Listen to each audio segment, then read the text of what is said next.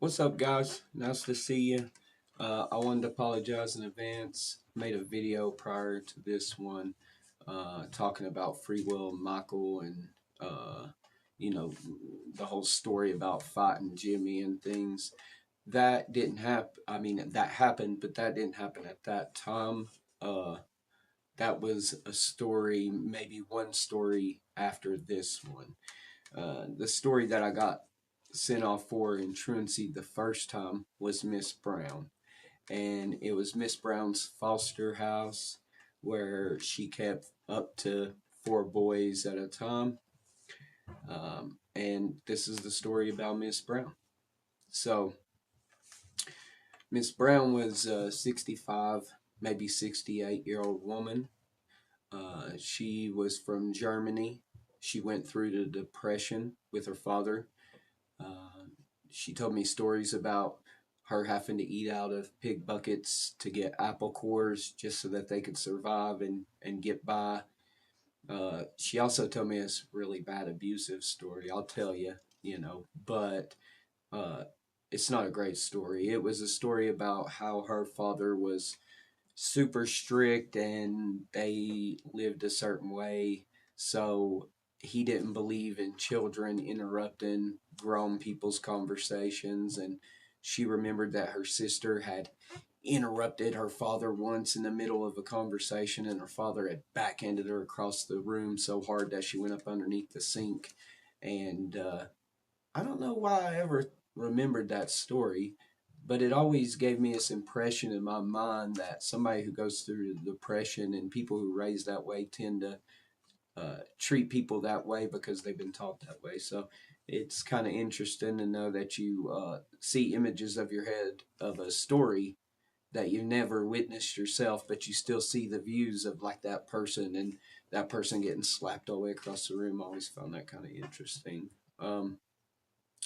So yeah, she had a rough life, and she went through a lot, and her husband went through a lot, and he was dead already by the time she started watching, boys.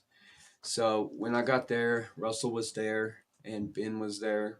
I think actually Ben was there. I think Russell came, at the same time as me, or right the day before me, or right the day after. And let me tell you a little bit about Miss Brown first. She was the kind of person who uh, made you eat everything off your plate.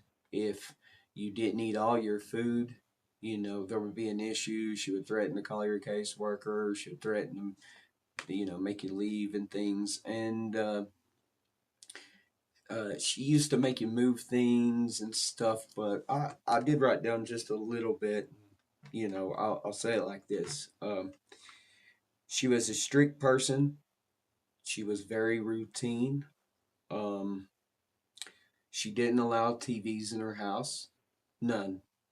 You couldn't watch any. There was a TV at the end when I went back the second time, and the only reason it was there is there were small kids, and she allowed her blood nephews or her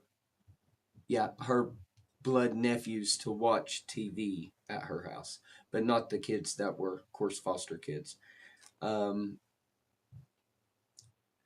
she was she was a good person, but very strict. And going through the depression, I could understand why. Now, she did some crazy stuff I didn't know she did, and then come to find out. So I meet Russell. Me and Russell's good friends. There's another boy named Ben there. He's friends too, but Russell and me, we like to get into things together. And so we went to Walmart and they give you the allotment course again there. So I picked out an outfit, the best you could do at Walmart, and Russell kind of copied what I was wearing, which, I didn't care about that. I thought that was kind of cool. We were friends, close and stuff. And then, one night out of nowhere, I wake up in the morning and the cops are there and things like that. And, come to find out, Russell had had got up at like 3 o'clock in the morning and had crawled through the house on his hands and knees and got up beside Miss Brown's table right there, drawer beside her bed, and took a gun out of there, took a couple $100 of like cash and change and watches and just anything he could he could prowl around through. He went through, and he was gone by the time I got up, but the police were there. They were telling us all this crazy stuff, and she ends up, filing a report always she got missing, and I'm always wondering, is she just filing this to be kind of, tight? Because she used to make sure that, you know, the way she fed us was she did give us food, but sometimes, rarely, she would stop at McDonald's, like if she was coming back from getting her perm, and she'd get you like a dollar burger or something, and that was a special occasion. So it was, she was kind of tight like that, and she got paid for us to be there and things, but uh, she's the kind of person that would maybe file something and say something's missing, even if it's not missing. So I don't know exactly what he took, is what I'm trying to say. But I do know that he took stuff, and I do know they ended up finding him down the road, and he had the gun, and he had like certain personal effects of hers that he had on him and things. So, uh, I mean, he was my homie. He just woke up out of nowhere, and then I find out that not only that, this dude's keeping like butcher knives. They move his mattress, and he's sleeping right beside me. We're bunkies, and they move his mattress, and they find all these knives, like butter knives, steak knives, big chef's knives, butcher knives,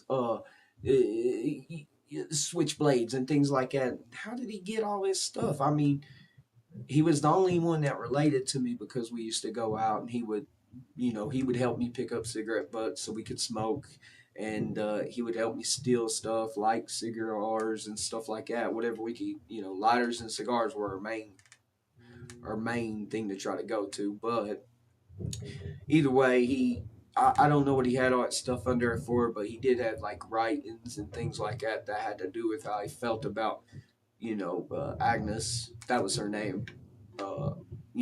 But it, long story short, he was gone, and then I was there, and it seemed like things started getting a little bit better. I wasn't getting in as much trouble because I didn't have him, right there, kind of messing with me and helping me get in trouble and causing problems and things like that. I'm not saying that Russell didn't have his own reasons, but um, yeah, she used to be hella strict. She used to make us move bricks that were 6 by 6 by 6 concrete bricks from one pile to another. I remember her having us help build a kennel with them bricks, and we had to move them stacks, I don't know, 40, 50 times. She used to make us dig holes 4 foot wide, 4 foot deep, 4 foot long, to plant trees in, and she used to make us work in a garden she had in the front of her house. I mean, she put us to work around the house. I mean, that's what she did. She got the boys so that she could have work done around the house for free, and it gave her labor, and she was good to us for the most part. I mean, she didn't beat or abuse us. She did pinch us at times and things because she was church going too, on the weekends, the weekend nights, and of course Wednesday afternoon. Um, I do remember a lot of things like that. And I remember the final time we got into it. Now, I'll start this off by saying, yes, of course, for some odd reason, it's another Jessica. But even my first baby mama, her name is Jessica as well. And this story ends up close to that story too. So it was, Jessica was her niece. And the first time I met Jessica, Miss Brown had took me over to her daughter's house, and she had 2 daughters. One of her daughters had her son named Hoppy, and that's the one who got to watch TV and stuff at her house. And the other um, sister, or the other daughter she had had her daughter was Jessica, and she had another daughter. But when I met Jessica, we instantly became friends and knew that we liked each other and liked hanging out with each other and things like that. Of course, nothing serious to me. Uh, I found out later in life that it was a little more serious to her. Not that it wasn't serious to me, but I was on the run and in and out of trouble and going a million miles an hour and not being able to focus on things or do a set thing for so long. I mean, things just happen, things blow up, and then you can't maintain stability if you're always on the go. So as I look at these things later in life, of course, hindsight is 2020, and if you can do things different, you would change them. But going through those experiences teach you lessons on how to not do certain things, and I think those things are effective, and that's why time uh, can help you understand, and only time can do that. If you could do it at 18 and you knew what somebody knew at 40, then you'd be special, because at 40 you're going to look back at 18 and say, man, I would have did these couple of things different, or I would have acted or responded these ways, or I would have treated this person differently. So uh, me and Jessica hung out a lot. It was the only time I was able to sneak a small 13-inch TV down in Miss Brown's basement, and I was able to get a Nintendo. I only had one controller and one game, Mike Tyson's Punch Out. By the time, before she had caught me and caught the game and the TV, I was able to beat Mike Tyson regularly. Soda Pop Pakinski, Bob Bull, all of them. King Hippo's Little Hits, Don Flamenco's Little, Diamond Guy's Little blah, blah, blah, blah. So, uh, just so you know what I'm talking about. You get in the routine so much, you eventually become, it's an order. So you go through the order and you'll win. She ended up catching me with the TV, the Nintendo. She found out about Jessica and about me and Jessica liking each other, and I don't know, that situation got crazy. And then she wasn't the kind of person that let you throw away any food. So she tried to put extra food on my plate one time, and I didn't even ask her for extra food, and I couldn't eat no more. And she's threatening to call my house parent and this and that. And finally, I just, had enough and I left. I mean, that's when they caught me, and I went to Johnson City Detention Center. And I was only there a few days. And then that's when they sent me to Free Will for the first time. And they sent me to Free Will because I didn't complete Miss Brown's program because, I ran. Uh, so that's when they sent me to Free Will, and I was at Free Will for the first time. I do remember getting, I told y'all it's something about getting changed out in clothes, but I think the first time I went wasn't like that, and they were letting me get my clothes. And I think my mom and people had brought all my clothes up there, and actually, you know what? That's later. So, no, I think that is right. The first time I went there was with Michael. It was definitely. So, but that's the Miss Brown story. I mean, and I did go to Miss Brown's later on again. Uh, I don't remember being there for long. I think I was there for maybe, 2 or 3 months, because it was just, I I don't know. It was crazy the next time I went there, because I had had some stuff happen between John Tarleton and stuff. So I will get back on here tomorrow or the next day and make another video. The next group home story will be based on John Tarleton, because that is, where I go next. John Tarleton is in Knoxville, Tennessee. That's a little grip. It's an hour and a half from where I used to live in Greenville or in Johnson City. So getting back from there was a doozy. I did have to hitchhike with some strange person. I'll tell you about that story. And John Tarleton. It's a long story too.